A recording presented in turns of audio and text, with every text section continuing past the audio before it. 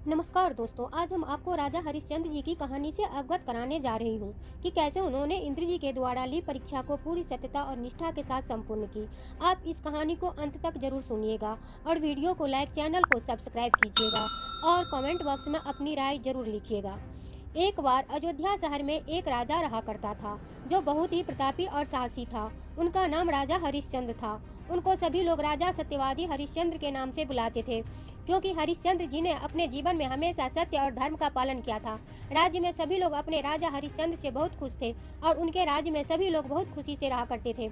हमेशा सत्यवादी और धर्मपरायण का पालन करने के कारण कई भगवान राजा हरिश्चंद्र से बहुत खुश रहते थे और बहुत सारे भगवानों को राजा हरिश्चंद्र की तारीफ करते सुनते हुए भगवान इंद्र को राजा हरिश्चंद्र जी से बहुत क्रोध आने लगा था, जिस कारण भगवान इंद्र राजा सत्यवादी हरिश्चंद्र से खुश नहीं रहते थे।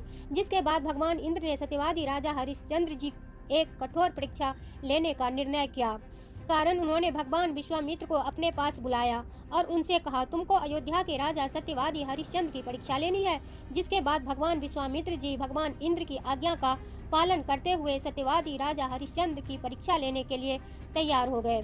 जिसके बाद उन्होंने जब एक रात को सत्यवादी राजा हरिश्चंद्र बहुत ही गहरी नींद में सो रहे थे, तब भगवान विश्वामित्र जी ने सत्यवादी हरिश्चंद्र को ऐसा सपना दिखाया कि हरिश्चंद्र जी अपना सारा राज्य, धन दौलत सब कुछ भगवान विश्वामित्र जी को दान में दे रहे हैं। जिसके बाद अगले दिन सुबह होते ही भगवान विश्वामित्र जी राजा हरिश्चंद्र के पास पहुंचते हैं और उनसे कहते हैं कि हरिश्चंद्र, तुम मुझे मेरा राज्य दो जो तुमने सपने में मुझे दिया था। जिसके बाद अयोध्या के राजा हरिश्चंद्र जी ने विश्वामित्र जी को अपना सारा राजमहल और अपना सारा धन विश्वामित्र जी को दान में दे दिया। लेकिन सब कुछ दान में लेने के बाद भी विश्वामित्र जी राजा हरिश्चंद्र से कहते हैं कि तुमने मुझे दान तो दिया है लेकिन कोई दक्षिणा नहीं दी, जिसके लिए तुम्हें मुझे दक्षिणा देनी होगी और दक्षिणा में तुमको 1000 सोने के सिक्के देने होंगे।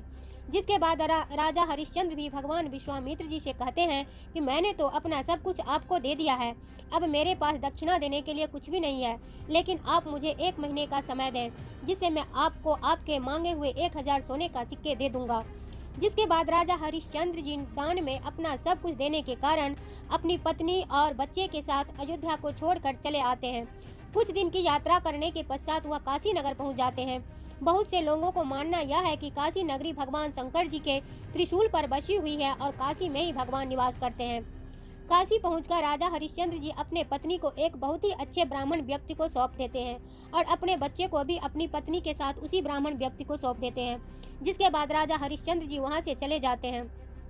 कुछ दूर पहुंचकर वह अपने आप को भी एक शमशान कर्मी को बेच देते हैं और वहां पर काम करने लगते हैं। जिसके बाद शमशान कर्मी राजा सत्यवादी हरिश्चंद्र जी को कहता है कि यहाँ पर तभी किसी को चिता को अग्नि दी जाएगी जब तुम उनसे चिता को जलाने के लिए धन ले लोगे। अगर कोई भी व्यक्ति धन नहीं दे रहा है तो तुम उनके साथ लाई हुई चिता को अग्नि नहीं जलाने दोगे और उनको वहां से वापस भेज दोगे। जिसके बाद राजा हरिश्चंद्र जी शमशान कर्मी की बात मानकर उसकी आज्ञा का पालन करने लगते हैं और भगवान विश्वामित्र जी को दिए हुए समय के अनुसार उनको दक्षिणा के रूप में 1000 सोने के सिक्के दे देते हैं। उधर राजा हरिश्चंद्र जी की पत्नी, जिसको राजा हरिश्चंद्र जी ने ब्राह्मण के हाथों दे दिया होता है, वह उन्हीं ब्राह्मण के घर पर नौकरानी का काम करने लगते हैं और अपने बच्चों को साथ में रखते हैं। जब एक दिन उस ब्राह्मण ने अपनी पूजा करने के लिए राजा हरिश्चंद्र जी के बेटे से कहा कि जाओ तो जंगल में जाकर मेरे लिए फूल लेकर आओ, जिसमें मैं अपनी पूजा विधि विधान से कर सकूं। ब्राह्मण की बात मानकर राजा हरिश्चंद्र जी का बेटा जंगल में चला जाता है और एक पेड़ से फूल तोड़ने लगता है। तभी अचानक से वहां पर एक जहरीला सांप आ जाता है और राजा हरिश्चंद्र के बेटे को काट लेता है। जिसके बाद वह उस जहरीले सांप के काटने के कारण वहीं जमीन पर गिर जाता है और थोड़ी ही देर में उसकी मृत्यु हो जाती है। जिसके बाद जब यह बात राजा हरिश्चंद्र जी की पत्नी को पता लगती है तो वह तुरंत अपने बेटे के पास दौड़कर चली जाती है और उसको मृत देखकर बहुत रोने लगती है। फिर वह अपने बेटे का अंतिम संस्कार करने के लिए अकेले ही शमशान घाट की ओर चली जाती है। जिसके बाद जब वे शमशान घाट पहुंचती है तो उनको राजा हरिश्चंद्र जी कहते हैं कि तुम शमशान घाट के अंदर नहीं जा सकती हो। अगर तुम शमशान घाट के अंदर जाना चाहती हो तो तुम इसके लिए मुझे पहले कुछ धन दो, नहीं तो तुम अंदर नहीं जा सकोगी। कुछ ही देर में जब राजा हरिश्चंद्र जी की पत्नी उनको ध्यान से देखती है तो तुरंत उनको पहचान जाती है और कहने लगती है कि स्वामी, मैं आपकी पत्नी हूँ और आपके बेटे का निधन हुआ है जिसको सांप ने काट लिया है। राजा हरिश्चंद्र यह सुनकर अंदर से बहुत टूट जाते हैं, लेकिन वह अपने कर्तव्य का पालन करना नहीं भूलते हैं। जिसके बाद वह अपने बेटे और पत्नी को भी अपने कर्तव्य के आगे आने नहीं देते हैं और अपनी पत्नी से कहते हैं कि अगर तुम अपने बेटे की चिता का अंतिम संस्कार करना चाहती हो तो इसके लिए तुम्हें मुझे कुछ धन देना होगा। मुझे मेरे मालिक ने ऐसा करने के लिए बोला है, जिनकी आज्ञा का पालन मैं कर रहा हूँ, मैं मजबूर हूँ। जिसके बाद राजा हरिश्चंद्र जी की पत्नी उनसे कहती है कि मेरे पास पैसे नहीं हैं, मेरे पास सिर्फ मेरे पहने हुए कपड़े ही हैं, जिनको आप ले लीजिए। जिसके बाद जैसे ही राजा हरिश्चंद्र जी की पत्नी अपने कपड़े उतार कर उनको देने लगती हैं, तभी वहाँ पर अचानक से भगवान विष्णु, भगवान इंद्र और भगवान विश्वामित्र जी प्रकट हो जाते हैं और राजा हरिश्चंद्र जी की पत्नी को ऐसा करने से रोकते हैं। जिसके बाद भगवान विश्वामित्र जी राजा हरिश्चंद्र जी को बताते हैं कि भगवान इंद्र आपकी कठोर परीक्षा ले रहे थे, जिसमें आप सफल हुए हैं। आपने जो सपने में मुझे दान दिया था वह सब एक माया थी और आपका बेटा जीवित है, उसको किसी ने सांप नहीं काटा है।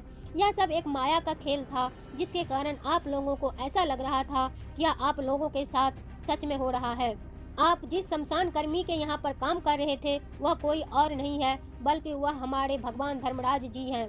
यह सुनकर राजा सत्यवादी हरिश्चंद्र भी सभी देवताओं के आगे हाथ जोड़कर प्रणाम करते हैं और अपने बेटे को जीवित देखकर उसको अपने गले से लगा लेते हैं। जिसके बाद विश्वामित्र जी राजा हरिश्चंद्र जी को अयोध्या का राज और सारा धन सब कुछ वापस दे देते हैं और वहां से वापस चले जाते हैं। इसके बाद राजा हरिश्चंद्र जी अपनी पत्नी और बच्चों के साथ अयोध्या लौटकर खुशी खुशी अपना जीवन व्यतीत करने लगते हैं। तो दोस्तों, उम्मीद करते हैं कि आपको यह कहानी अच्छी लगी होगी। ऐसे बहुत सी कहानियाँ हमारे पास है जो हम आपके साथ लेके आएंगे।